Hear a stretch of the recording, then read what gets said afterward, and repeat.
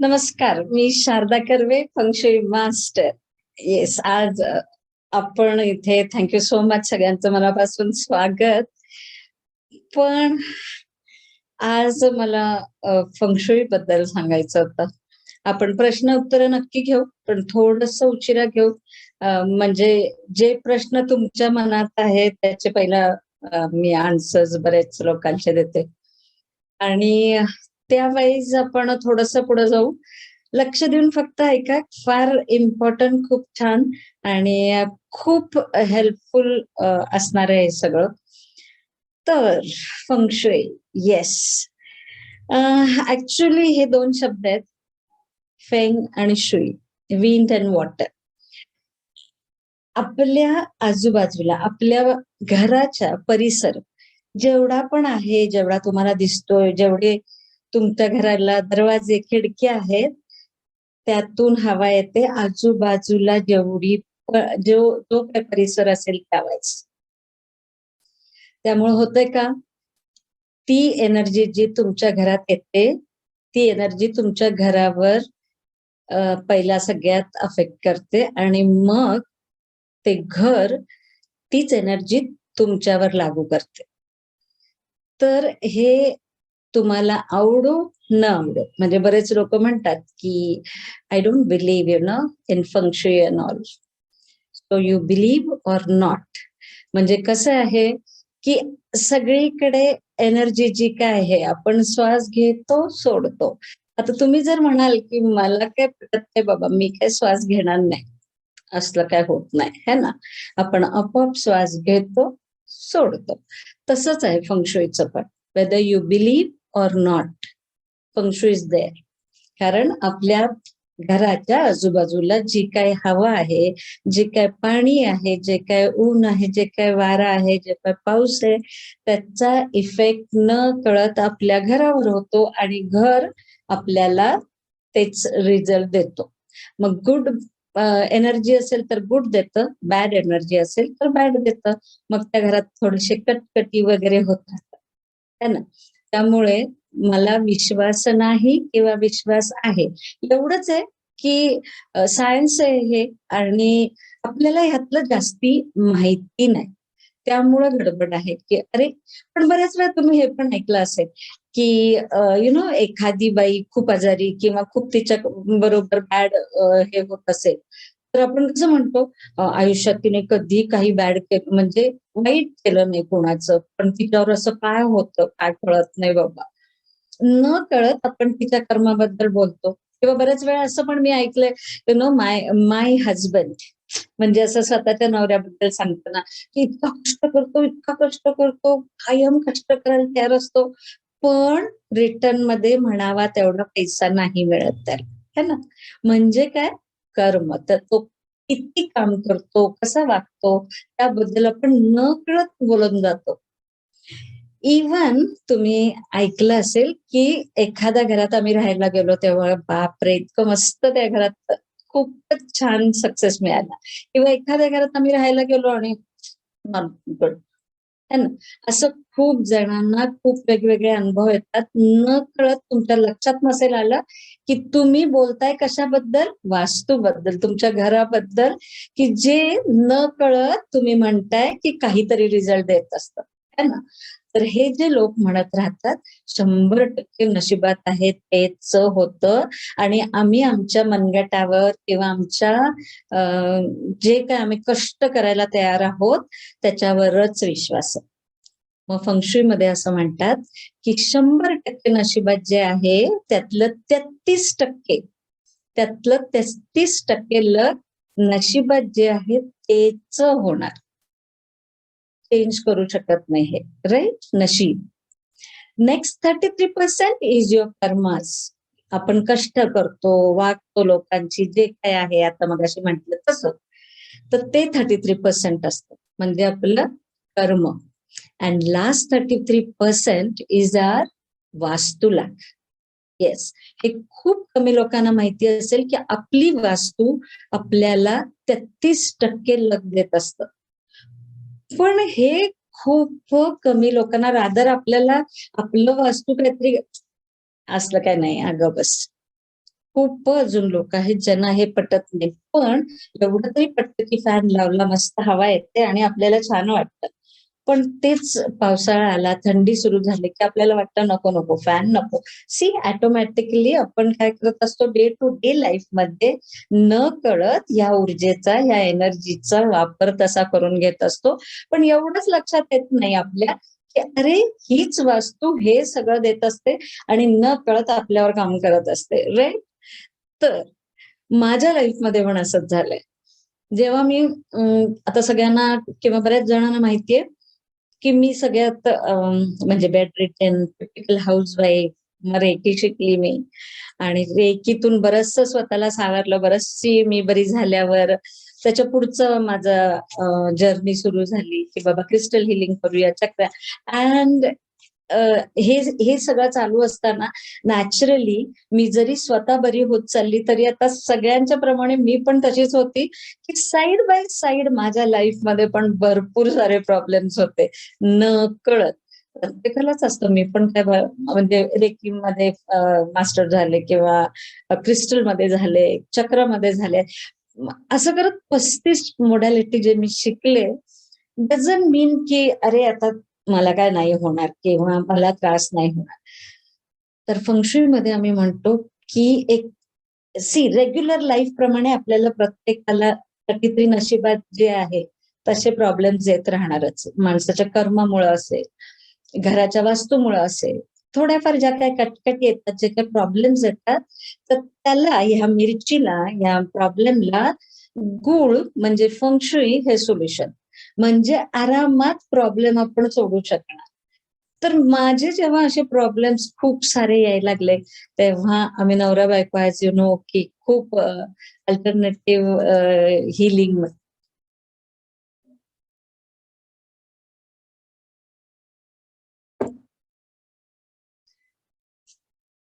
हे खूप मानत असल्यामुळे फेंग शिकायचं ठरलं आणि तेव्हा मला असं कळलं होतं की हे 33% लक असतं. So I was very happy की कदाचित हे जे मी रेकी करतेय, क्रिस्टल हिलिंग करतेय, हे झाले माझे कर्म. मी माझ्यावर घेतेय, मी स्वतःला बरी करतेय, हे झाले ऍज आय सेड माझे कर्म.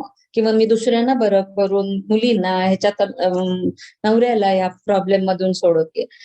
पण मी जेव्हा फेंग शिकायला गेली मलेशियाला फर्स्ट टाइम, तर तेव्हा यू वोंट बिलीव्ह पैशाचे प्रॉब्लेम, कटकटी होत्या. खूप साऱ्या फीज होत्या तेव्हा.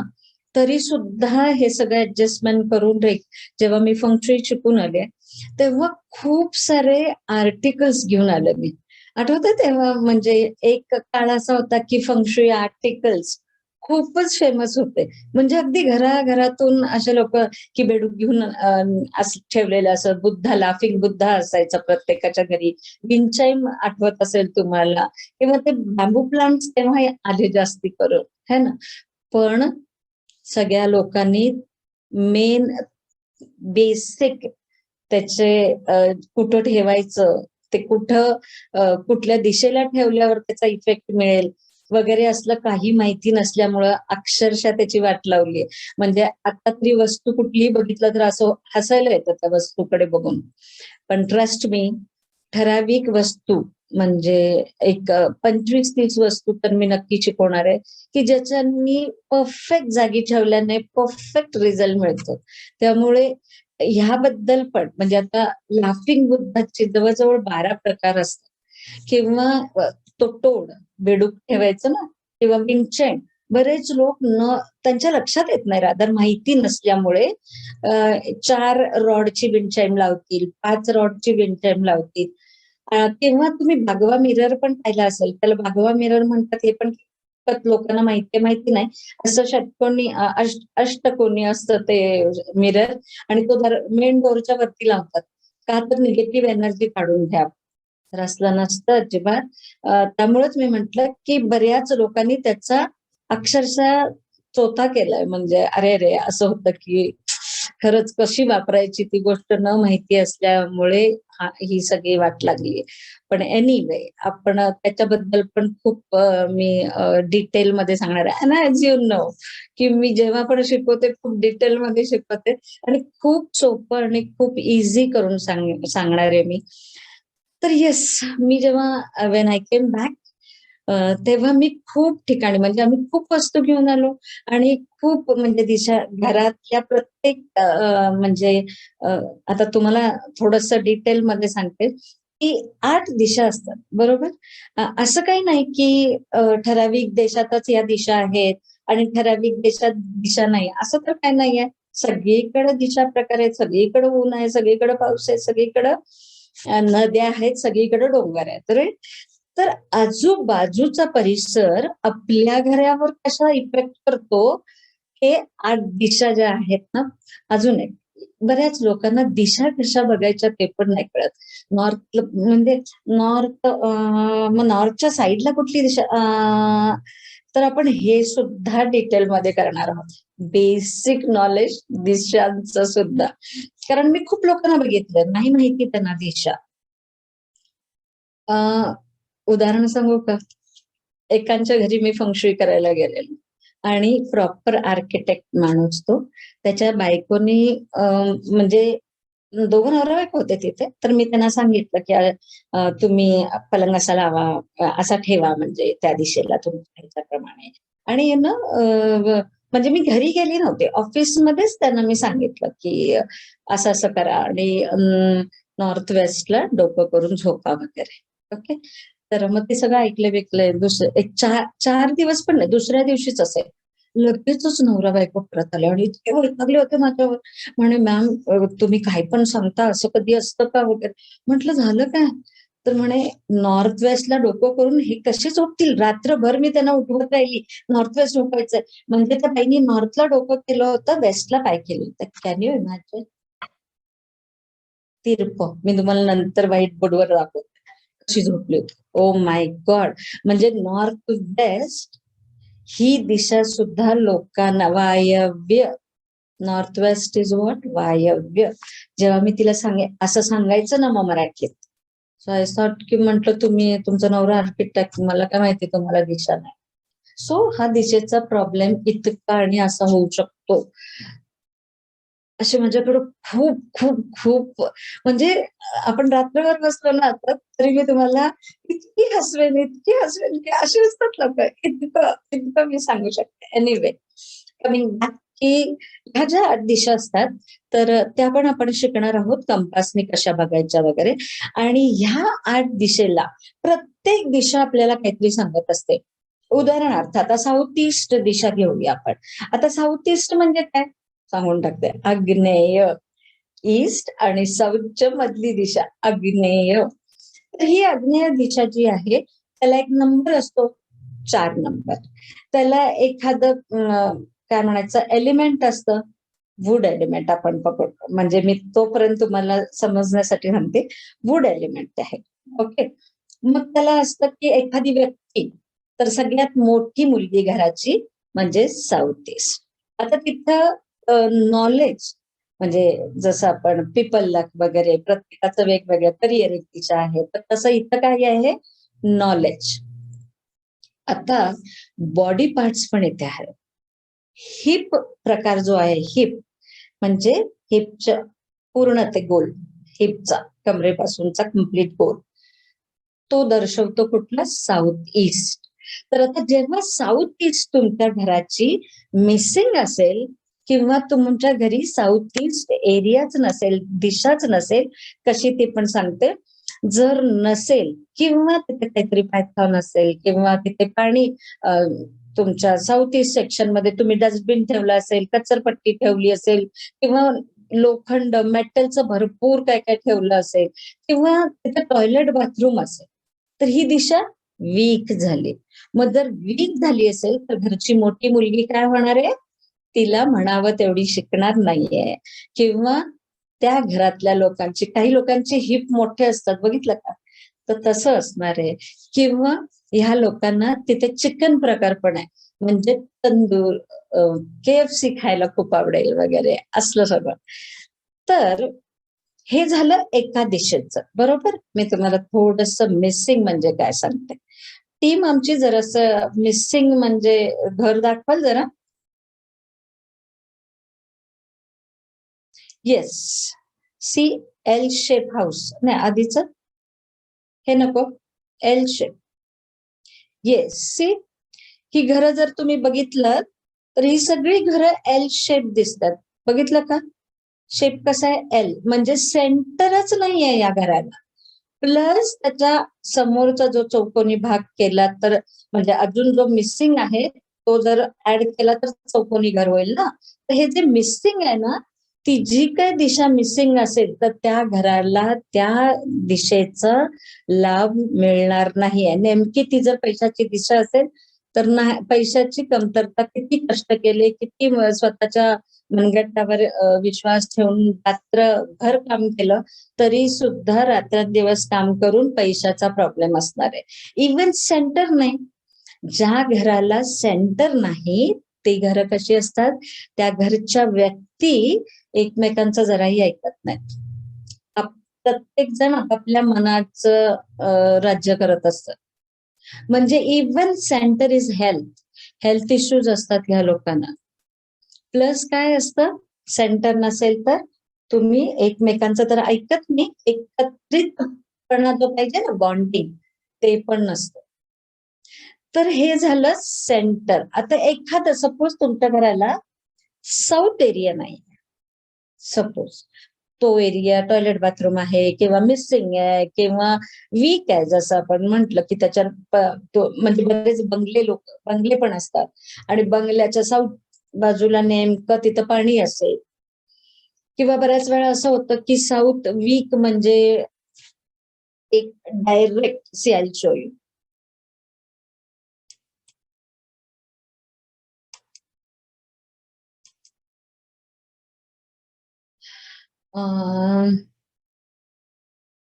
आता माझं झालं परत सुरू. एक मिनिट.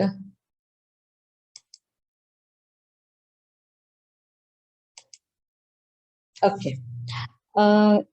मी दाखवत होती, सपोज हे घर आहे. आजकाल शेप भरपूर वेगवेगळे आहेत. तर आता जर हे कम्प्लीट केलं आणि सपोज आपण ह्याचे 9 भाग केले या घराचे, तर हा भाग नेमका तिथे मिसिंग नाही. मिसिंग आहे ना, हे नाही आहे. हा सपोज साऊथ आहे. तर हा जर तुमच्या घरात साऊथ नसेल तर what is south? South is happiness. South is मधली मुलगी. South is fire. South is fame. South is अजून काय काय. बॉडी पार्ट घेतलं तर आईज आणि हार्ट. तर हार्ट रिलेटेड इश्यूज असतील, डोळ्यांचे प्रॉब्लेम्स असतील, तर ओव्हरऑल जो मिसिंग असेल आपल्याला जी दिशा, तर त्या दिशेवाईज आपण जर विचार केला तर काय असणार आहे, ते त्या घरच्या लोकांना मिळणार नाही.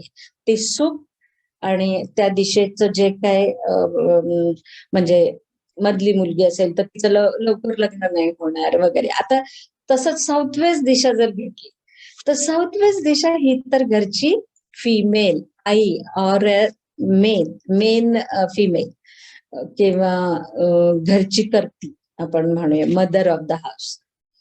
तर अशा म्हणजे साऊथ वेस्टला जेव्हा तुमच्या मिसिंग असतं, तिथं कचरपट्टी असते, तिथे टॉयलेट बाथरूम असेल, अजून तिथे काहीतरी वेगळ्या प्रकारे काहीतरी काहीतरी आपण म्हणतो ना की अरे घरचं सगळं स्टोर रूम पासून सगळं तिथंच ठेवलंय, तिथंच केलंय, तर मग हे जर वीक झाला हा एरिया तर त्याचा परिणाम घरच्या बाईवर काय होणार आहे, तर तीच स्वतःच थकून गेलेली असणार, जास्तीत कमीत कमी घरी असणार आहे, जास्तीत जास्त बाहेर असणार आहे.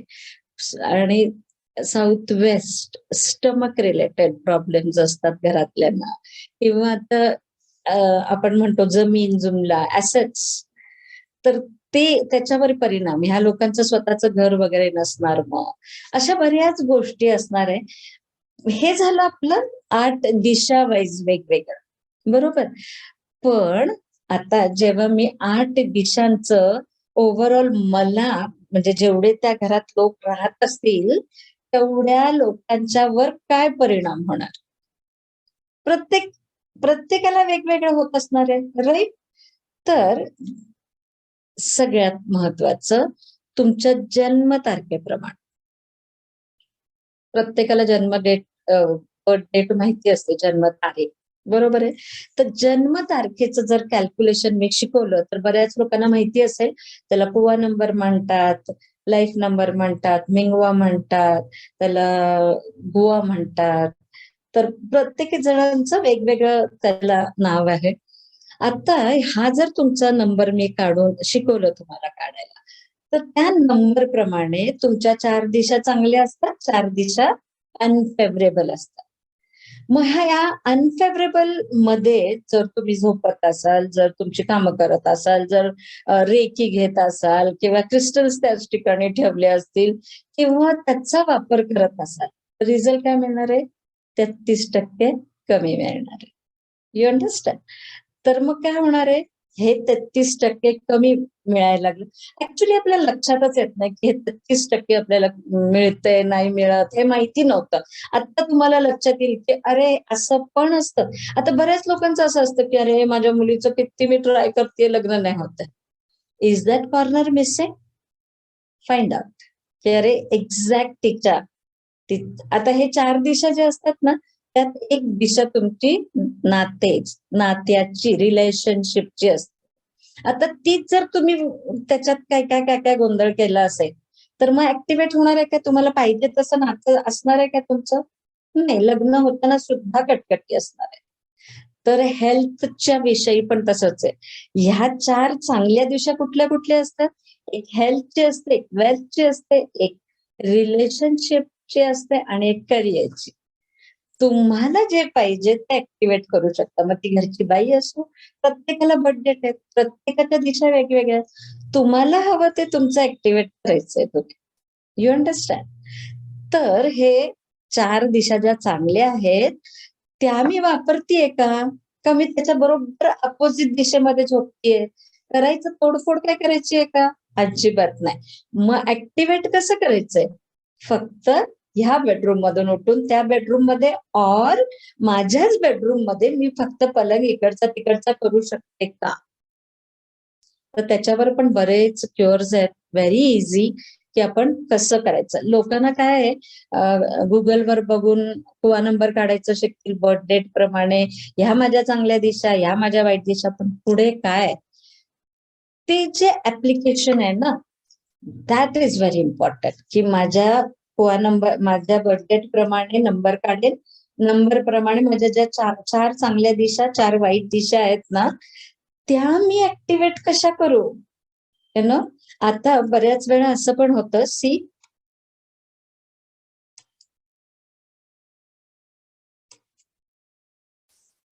समजा इथे तुमचं घर आहे, हा दरवाजा, ओके, आणि इथे आहे रस्ता.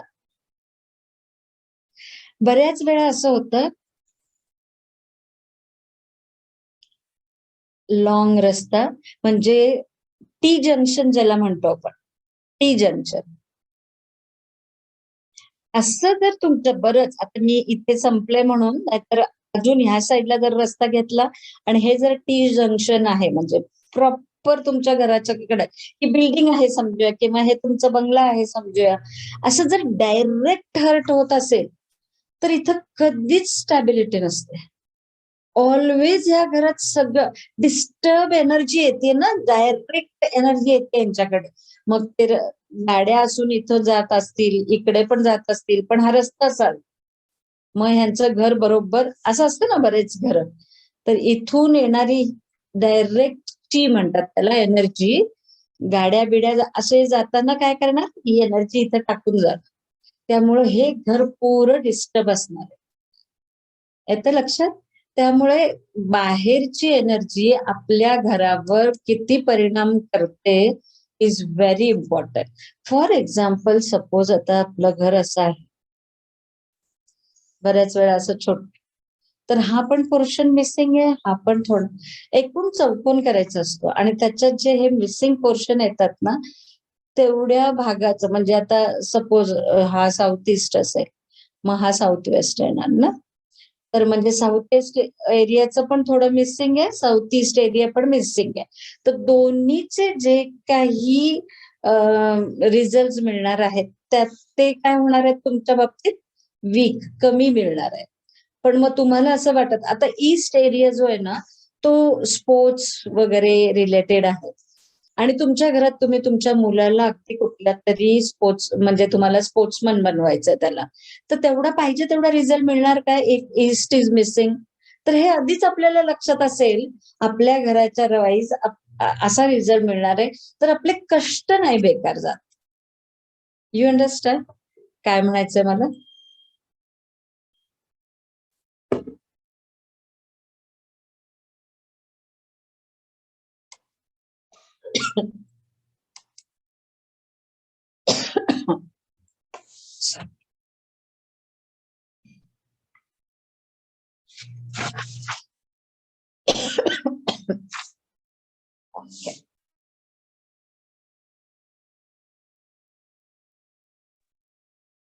येस.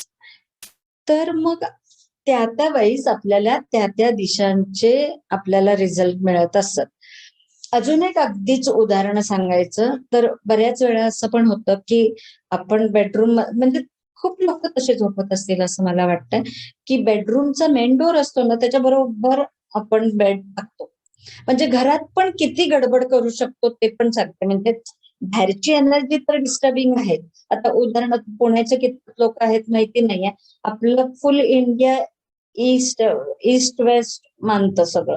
म्हणजे ईस्ट दिशेला दरवाजा, ईस्ट वेस्ट ओव्हरऑल, देवपासून आपल्या घरापासून सगळ्यांचे, म्हणजे नॉर्थ साऊथ येत असेल तरी फिरून त्या साईडला दरवाजा काढतील आणि ईस्ट वेस्ट करतील, है ना.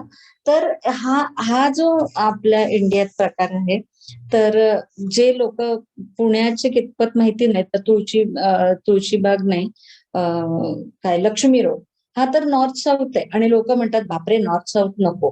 पण जे लोक लक्ष्मी रोड ना, बरोबर बोलते, हा.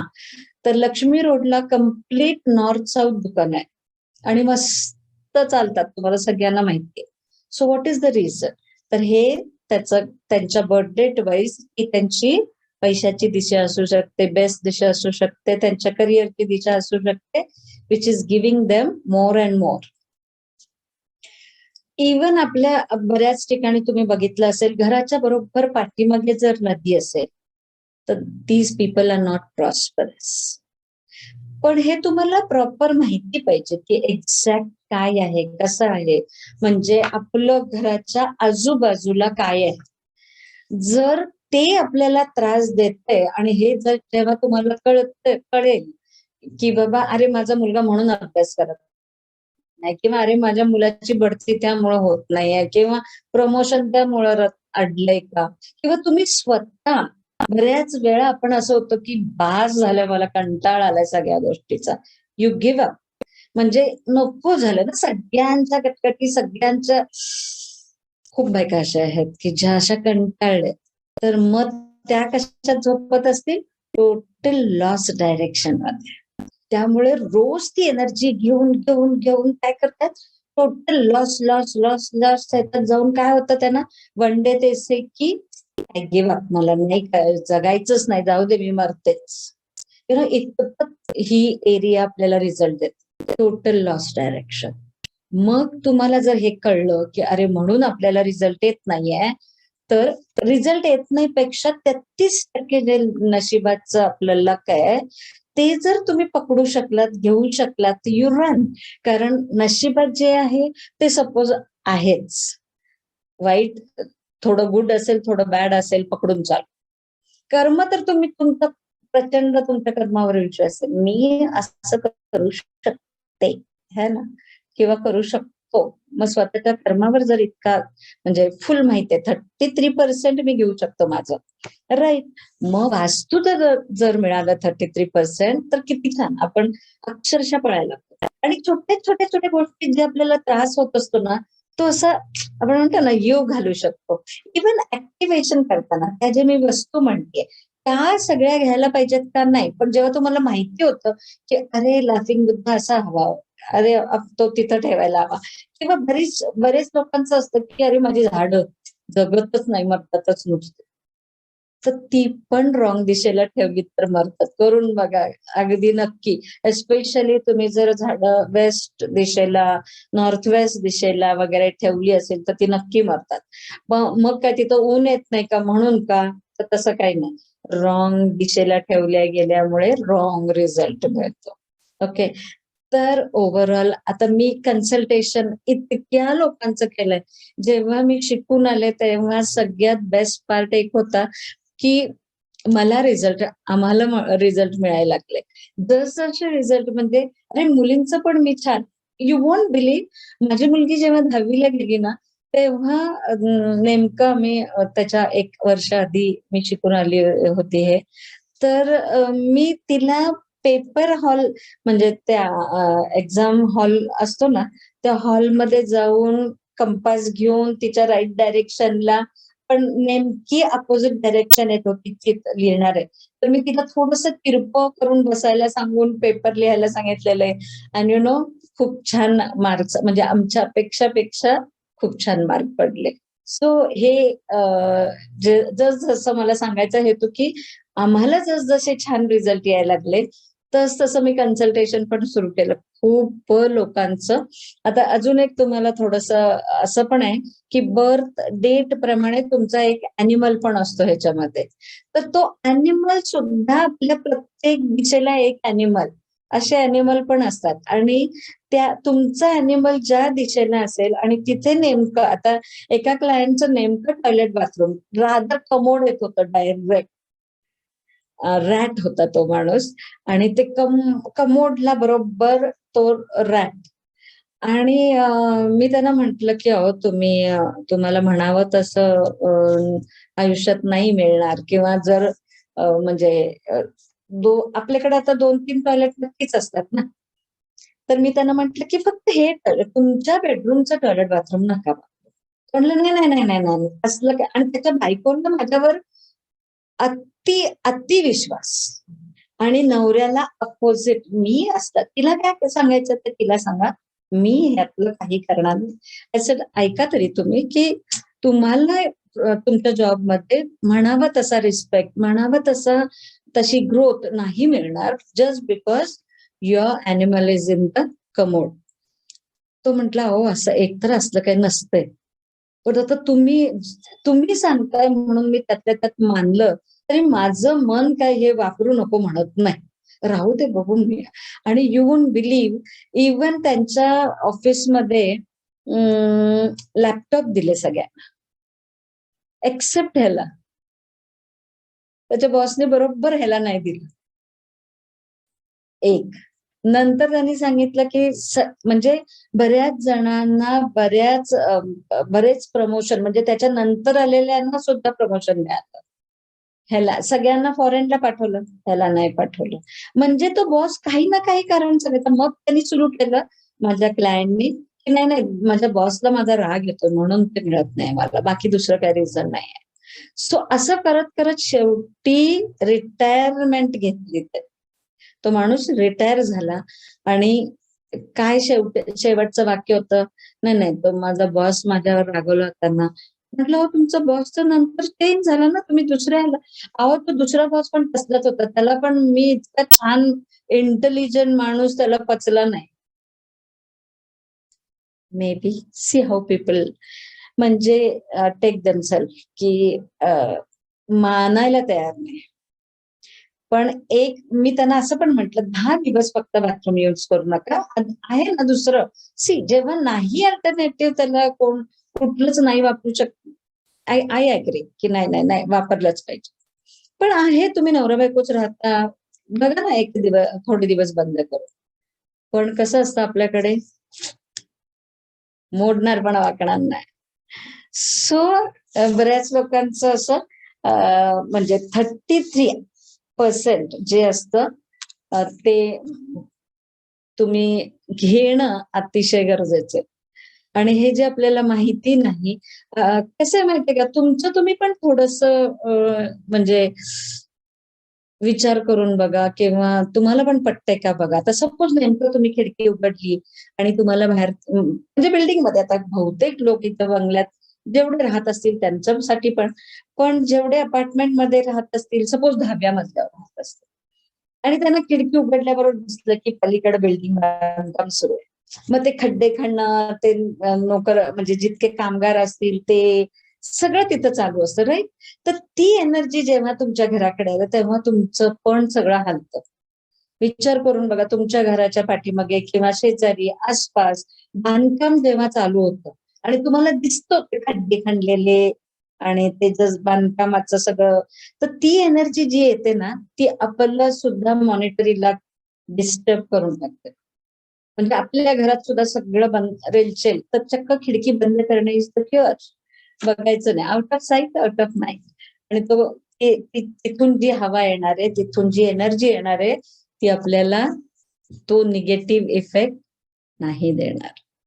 सो हे हे आहे फेंगशुई, आणि हे ऍक्टिव्हेट कसं करायचं स्वतःसाठी आणि घराच्या वाईज पण. तर बऱ्याच लोकांचं बघितलं तुम्ही, बऱ्याच वेळा ऍक्सिडेंट होत राहतात, सारखं पडत राहतात, सारखं पाय घसर, अरे मी इथं पडले, अरे मी तिथं झालं, माझं स्कूटर घसरली, माझं हे झालं, माझं समथिंग समथिंग ऑफ दॅट. तर हे लोक पण त्यांच्या one of the bad direction मध्ये झोपत असतात. म्हणजे मी खूप जणांचं बघितलंय. पण आता झालंय काय, की कन्सल्टेशन करून करून करून आता असं वाटतं, म्हणजे माझा एक प्लॅन 2000 2002 मध्ये, म्हणजे see I show you something.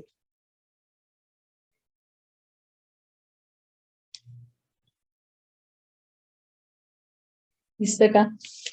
एक मिनिट मला दाखवते. सी शारदा कर्वे, माझा लेख आला होता 2002 मध्ये. 2002 मध्ये. आणि हा जेव्हा लेख आला माझा, तेव्हा सकाळी 6:30ला फर्स्ट कॉल जो सुरू झाला, तो रात्री 11:30 पर्यंत 650 कॉल आले त्या दिवशी. 650 कॉल.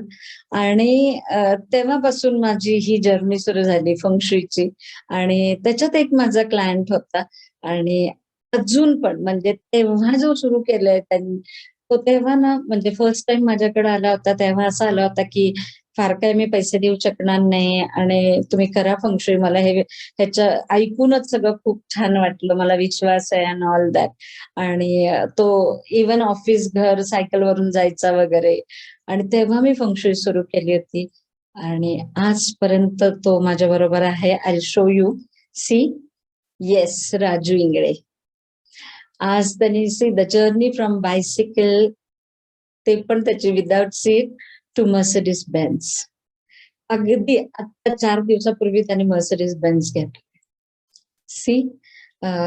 तर हा माझा क्लायंट आज त्याचं घर पाहाल ना, म्हणजे तो जेव्हा मी फर्स्ट घर करायला गेली तेव्हा 1 बेडरूम होतं त्याचं.